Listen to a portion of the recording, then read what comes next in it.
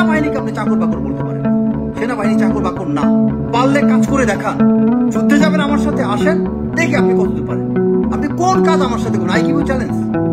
আপনি election campaign করবেন আমার এলাকায়, জনসেবা, আসেন। ঢাকা শহরে একটা এলাকা সেট করেন, ঢাকা সিটির মধ্যে কোনো একটা এলাকা সেট করেন, আপনাকে অন গ্রাউন্ডে আমি দেখাবো জনসেবা কাকে বলে। বক্তব্য বাদ দেন। মতিঝিল, আপনার খিলগাঁও, মিরপুর, কোন এলাকা আপনি নির্বাচন করতে চান, কোন এলাকা বলেন। আপনি কন্ট্যাক্ট করবেন অমুক এই কয়টা ওয়ার্ড, এই 5টা ওয়ার্ডে আপনি আমি জনসেবা করবো, দেখি কে কত ভোট পাই।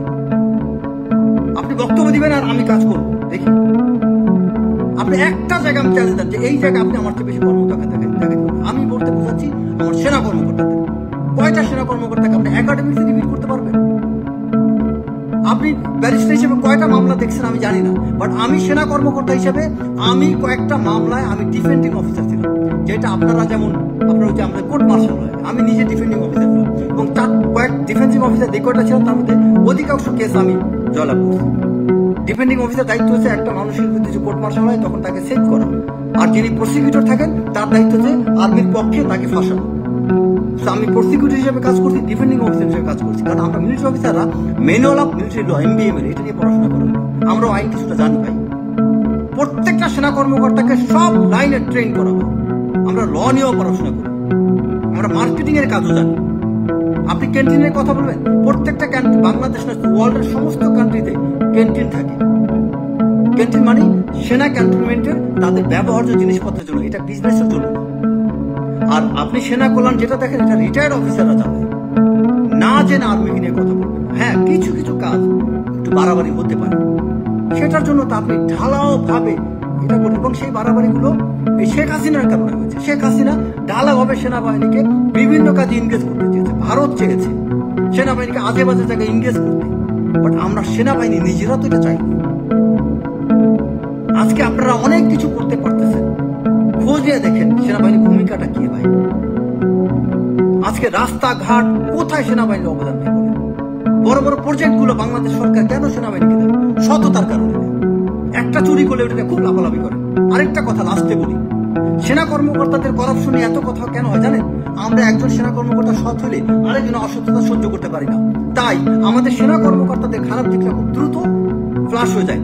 আর যারা বেশ আপনার ওই আদার ডিপার্টমেন্টে যারা আছে, ব্যুরোক্র্যাটস, সিভিল অ্যাডমিনিস্ট্রেশনে, তারা অধিকাংশ করাপশনের সাথে জড়িত। তারা মনে করে আমি যদি ওর চুরি নিয়ে কথা বলি ও আমারটা বলে ফেলবে, এই জন্য সবাই মিউচুয়ালি চুপ থাকে। আর আমরা সেনা কর্মকর্তারা আমরা মিউচুয়ালি চুপ থাকি না। কারণ কি, আমি জিয়াউল আহসানকে নিয়ে কথা বলি কারণ আমি তার মতো অন্যায় করি। আমি আরেকজন করাপ্টেড অফিসারকে নিয়ে কথা বলি কারণ আমি করাপ্টেড ছিলাম। যদি আমি করাপশন করতাম আরেকজনকে নিয়ে আমি কথা বলতে পারতাম না ভাই। আমাদের ওই যে আমরা পরস্পর, আমরা ক্রিকেটার হাসান নাসির, তিনি একটা সৎ অফিসার ছিলেন, তাই হয়তো অনেক ক্ষোভ নিয়ে অনেক অন্য অফিসার কিনে উনি অনেক কথা বলেন। তার মানে কি সব অফিসারকে উনি খারাপ বলেন না?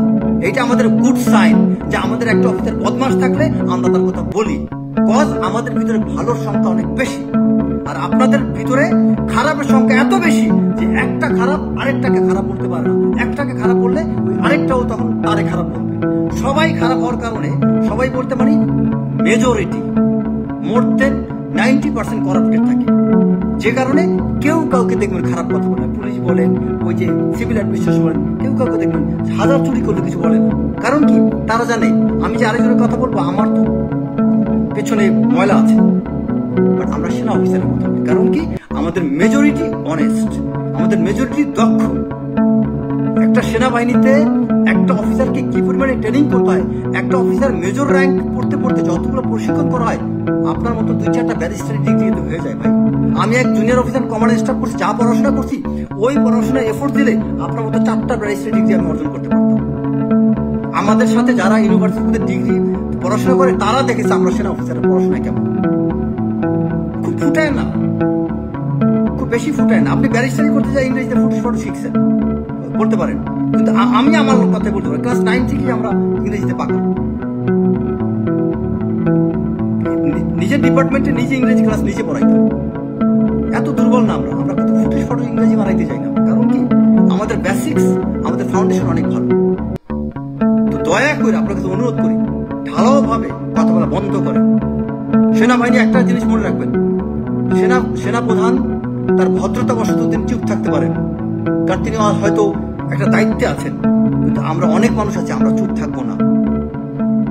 আপনার এবি পার্টিরই অন্যতম একজন কর্মকর্তা কে জানেন? একজন সেনাবাহিনীর কর্মকর্তা, মেজর ওয়াহাব।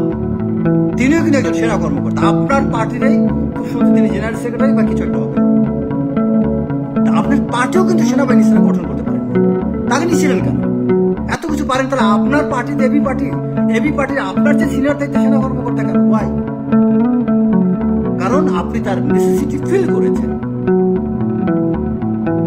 সেনা কর্মকর্তারা ডিসিশন দ্রুত নিতে পারে, তারা মানুষের সাইকোলজি খুব দ্রুত বুঝে, তারা মানুষের প্রতি এমপ্যাথেটিক, তারা মানুষের প্রতি সিম্প্যাথেটিক, যে কারণে সেনা কর্মকর্তার রাজনীতিতে আরো বেশি সাফল্য পায়।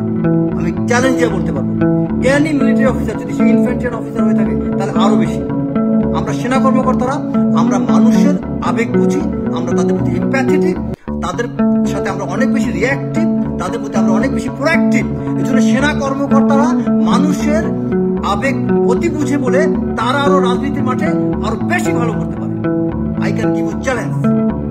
আপনি যত বড় রাজনীতি নেতা নিয়ে আসেন, আমি তারেক রহমানকেই আমি চ্যালেঞ্জ দিয়ে বলবো, উনি ওনার দলের যে কোনো নেতার কনস্টিটিউশন খালি আমাকে বলে দেব যে আমি তোমাকে নমিনেশন দেব, মাঠ আমার ওই এক কথায় মাঠ আমার তৈরি হয়ে যাবে। খালি তারেক রহমান দুইটা জিনিস বলবে, হ্যাঁ আপনাকে নমিনেশন দেবো, আপনার এলাকায় কমিটি গুলো আপনার ইচ্ছা মতো করবো, যুব দল, ছাত্র দল, বিএনপি, খালি কয়েকটা কমিটি আমার কথা দিয়ে দেবো, আমি ওই জায়গায় জনপ্রিয়তা চূড়ান্ত পর্যায়ে নিয়ে দেখা দিতে পারবো, গ্যারান্টি দিলাম। কারণ কি, এই সেনা কর্মকর্তারা আমরা সৈনিকদের সাথে ব্যারাকে তাদের সাথে চাকরি করেছি, আমরা ননির পুতুল না। কমিশন পেয়েই হুট করেই র্যাঙ্ক করেই ঠান্ডা কান্ডা হয়ে যায়। কমিশন পাওয়ার পরে সৈনিক ব্যারাকে আমাদের রেজিমেন্টেশন করতে হয়, সৈনিকদের সাথে লাইফ কাটাইতে হয়। আমরা মানুষের সাইকোলজি বুঝি, আমরা ইনেট টু সিভিল পাওয়ারে কাজ করে প্রত্যেকটা কাজে সাফল্য পাই। কেন? কারণ কি, আমরা ইজিলি মার্চ হইতে পারি।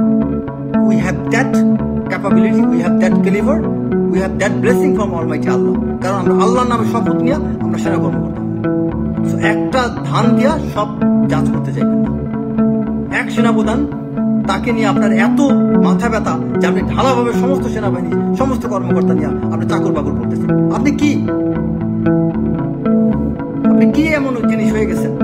এক খালি সোশ্যাল মিডিয়াতে ভাইরাল হয়ে আপনার এবি পার্টির যে কজন লোক হয় তার চেয়ে বেশি লোক নিজে পার্টিতে হয়, গ্যারান্টি দিয়ে বললাম। সোনাগা হোটেল বৃহস্পতিবার দিন নিজে পার্টি হয়, সেখানে এর চেয়ে বেশি লোক হয়, যান বুঝলে দেখেন। এবি পার্টি নিয়ে আসছেন আপনি আমার এলাকায়, আসেন দেখেন। আপনার আমার এলাকাতে এবি পার্টির অস্তিত্বই নেই। বাংলাদেশে কয়টা জায়গায় আপনার পার্টি আছে বলেন? সোশ্যাল মিডিয়া ছাড়া আপনাকে কোথায় কোন জায়গায় কি আছে? আপনার সাথে ওপেন, আপনি কোন টপিক নিয়ে আপনি একটা যে কোনো বইয়ের কোরআন শরীফের কোনো আয়াত তর্জমা করবেন, আপনার যদি ভালো করতে না পারি আমি ইসলাম ত্যাগ করবো। কোরআনের এনি ভার্স আপনার যদি ভালো তর্জমা করতে না পারি আমি ত্যাগ করবো ইসলাম। কারণ কি, কোন কনফিডেন্স থেকে বলে যান? অহংকার থেকে না ভাই, পড়াশোনা করছি, শুই না মুসলমান হই নাই। হিল ট্যাক্সে যখন ক্যাম্পে ছিলাম, অবসর সময়ে অপারেশন করে এসে বসে কোরআন শিখে অর্থ করার চেষ্টা করতাম, বিভিন্নভাবে রিসার্চ করার চেষ্টা করতাম, জানার চেষ্টা করতাম। কম বেশি আমরা প্রত্যেকটা অফিসার আমাদেরকে রেজিমেন্টেশনের সময় থেকে সিনিয়ররা শিখে দেয় বই পড়বা। যেখান থেকে যেখানে পশ্চিম হইতো 20-30টা 40টা বই সাথে নিয়ে ঘুরতাম রে ভাই। তামাশা করে জীবন কাটাইনি, প্রেম কইরা মেয়েদের সাথে ফান করে আমরা লাইফ করিনি। আমাদের জীবন অনেক কষ্টে করা ভাই। আমরা প্রশিক্ষণের পাশাপাশি পড়াশোনা করছি, পরিশ্রম করে আমাদের এই অবস্থানে আসতে হয়। আর্মি চাকরি ছেড়ে তারপরেও অনেকগুলো সাবজেক্টে পড়াশোনা করছি। এটা আমি না, আমাদের সবাই করে। আমি যে কথাগুলো বলছি ফার্স্ট পার্সন হিসেবে, এটা আসলে আমি সবার জন্য বলছি কথা। It's not only me, all the military officers. So please, সীমার বাইরে আপনি কথা বলবেন না। আপনি যথেষ্ট সীমা লঙ্ঘন করেছেন। আপনার কথা জুলুম হচ্ছে সেনাবাহিনীর প্রতি, সেনা কর্মকর্তাদের প্রতি আপনি মারাত্মক রকম জুলুম করছেন। স্টপ অল দিস ননসেন্স, বন্ধ করেন আপনি। আমি যদি সত্যি কথা এই মুহূর্তে, আমার যদি সত্যি কথা, আমি যে পুলিশ অফিসার হইতাম বা কোনো থানার দায়িত্বে থাকতাম, আপনাকে অ্যারেস্ট করতাম। কারণ আপনি পরিস্থিতি খারাপ করছেন, আইন শৃঙ্খলা অবনতি ঘটাচ্ছেন। বাংলাদেশের মানুষ আইন অনেকে জানে না বিধায় আপনারা এই কিছু আইনজীবীরা আপনারা কিছু সুযোগ নিতে পারছেন। আর বাংলাদেশের আবেগপ্রবণ জাতি, তাতে ধুমধাম কিছু কথা শুনলে, আওয়াজ টাওয়াজ শুনলে, একটু কিছু ইংরেজি ব্রিটিশ অ্যাকসেন্ট শুনলে তো আরো পাগল হয়ে যায়। এই জাতির সমস্যাটা হচ্ছে তাদের মন ছোট, যে কারণে তার অনেক ক্ষেত্রে আপনাদের মতো মানুষ তাদেরকে মাতাল বানাইতে পারে বক্তব্যের মাধ্যমে। আমি তো দেখি না যে আপনার এই কোন ইম্প্যাক্টফুল কোনো কিছু আপনি করছেন। I never see. সুন্দর বক্তব্য দিচ্ছেন, সো হোয়াট? আপনার কন্ট্রিবিউশন কি আমার কন্ট্রিবিউশন কি ভাই? এই বাংলাদেশে গত 25 বছরে I have enough contribution I have. আপনার কি কন্ট্রিবিউশন করেন? কয়টা রাত জেগেছিলেন? রাতের পর রাত জেগে আমরা অপারেশন করছি। আপনি কি করছেন? তত্ত্বাবধায়ক গভর্নমেন্ট আমলে চাইলে কোটি কোটি টাকা কামাই করতে পারতাম, এখনো তো প্রায় ঋণ করে চলি। আপনার তো এত ননিপুতের মতো আমরা চলি না ভাই। দয়া করে আমার সেনা কর্মকর্তাদেরকে নিয়ে তামাশাতে কথা না। আমার সেনাবাহিনীর কোন কর্মকর্তাকে নিয়ে কখনো আপনি চাকর বাকর এসব শব্দ বলবেন না। We are king commission officer, we are not bloody servant. আমরা সেবক, চাকর না। সেবক আর চাকরের মধ্যে পার্থক্য আছে। আমরা সেবক, দেশের জন্য জীবন দিতে পারি। আমরা দেশ সেবার জন্য নিজেদেরকে আত্মনিয়োগ করেছি। We are king commission officer. আমি ওয়ার্ল্ডের যেখানে যাব, যেখানে যে আমার র্যাঙ্কটা বলবো, আমি আই উইল গেট স্যালুট। এটা globally we are suppose to receive it. আপনি কে? হু আর ইউ? আপনি একজন ব্যারিস্টার বাংলাদেশের বাইরে আপনি কে? লন্ডনে যে একটু লাফালাফি করতে পারবেন না, বাট আমি প্রোটোকল পাবো ওয়ার্ল্ডের সব জায়গায়। কারণ কি? আমি বলতে আমরা সব, বাংলাদেশ না ওয়ার্ল্ডের সব সেনা কর্মকর্তা পাবো এটা। বিকজ আমাদের সেই কষ্ট আমরা করি, এটা আমাদের অর্থ। সম্মান করেন ভাই, মানুষকে অসম্মান করেন না। আমার কথা কষ্ট দিয়ে থাকলে আন্তরিকভাবে দুঃখিত। আমরা অতি আহত হয়েছি, অনেকগুলো অফিসার ক্ষত বিক্ষত হয়েছে, আমাদের আপনি অন্তরে আঘাত দিয়েছেন, সেজন্য এই কথাগুলো এইভাবে বলেছি। আমার এক্সপ্রেশন যদি অন্যরকম হয়ে থাকে সেজন্য আমি ক্ষমা প্রার্থী। কিন্তু আমার উদ্দেশ্য আপনাকে অসম্মান করানো। আমাদের সেনা কর্মকর্তাদেরকে সম্মান করুন। আমাদের সেনা প্রধানের বাইরে, তার আদেশের বাইরে আমরা সেনা কর্মকর্তারা যেতে পারেন না। আর সেনা কর্মকর্তারা যে ভূমিকা এই 5ই আগস্টে নিয়েছে, প্রত্যেকটা অফিসার ফাঁসি হতো যদি আওয়ামী লীগ ক্ষমতা আসতো। আপনার কি হতো বলেন? আপনার কি হতো? আপনি একটা মামলা হলে জামিন নিয়ে দাঁড়া যেতেন। আর আমাদের কি হতো জানেন? আপনি সেনা আইন সম্পর্কে জানেন কিছু? 5ই আগস্টে এই যে আপনার জেনারেল মাইনুর এখন লেফটেন্যান্ট জেনারেল হয়েছে, আটকের জোসি, তিনি চিটাঙ্গে যা কাজ করছেন, যদি আওয়ামী লীগ ক্ষমতা আসতো ওনার চাকরি যেত। লেফটেন্যান্ট জেনারেল তো পরের কথা। সাভারদ্বীপের জিওসি, ওনার তো কোর্ট মার্শালে ফাঁসি হইত। এরকম অনেক সেনা কর্মকর্তা আছে, তারা যে ভূমিকা রেখেছে 5ই আগস্টের দিন, খালি আওয়ামী লীগ টিকে যেত, দেখতেন কি হতো। আপনি ভাই মামলাটা হতো, একটা জামিন পেয়ে যেতেন। আমার হাতে সেই অফিসার হইতো না ভাই। গত 15টা বছর আমরা সেনা কর্মকর্তা কি দিয়ে পার করেছি এটা আমরা জানি ভাই। অন্তরের মধ্যে ভালোবাসা তাও রেখে দিয়েছি দেশের জন্য, বিগড়ে যায়নি। যেই দেশে সেনা কর্মকর্তাদেরকে জঙ্গি বানানো হয়, সেই দেশে সেনা কর্মকর্তাদের কথা বলতে লজ্জা করে না আপনাদের?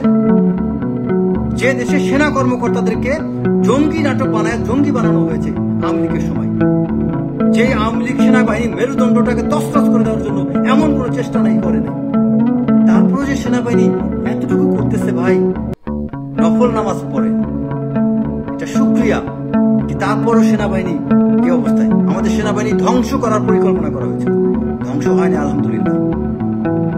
এটা আল্লাহর রহমত ছিল, কারণ আমাদের অনেক সেনা কর্মকর্তা, দেশপ্রেমিক সেনা কর্মকর্তা আছে যাদের দোয়া আল্লাহ তাআলা কবুল করছে, যে কারণে আল্লাহ তাআলা সেনাবাহিনীকে ইন্ডিয়ার কাছে বিক্রি হইতে দেয়নি। সেনাবাহিনী গোলে পচে যায়নি, পচে গোলে শেষ হয়ে যাওয়ার কথা ছিল, সেনাবাহিনী পচে গলে যায়নি, এটি অনেক বেশি।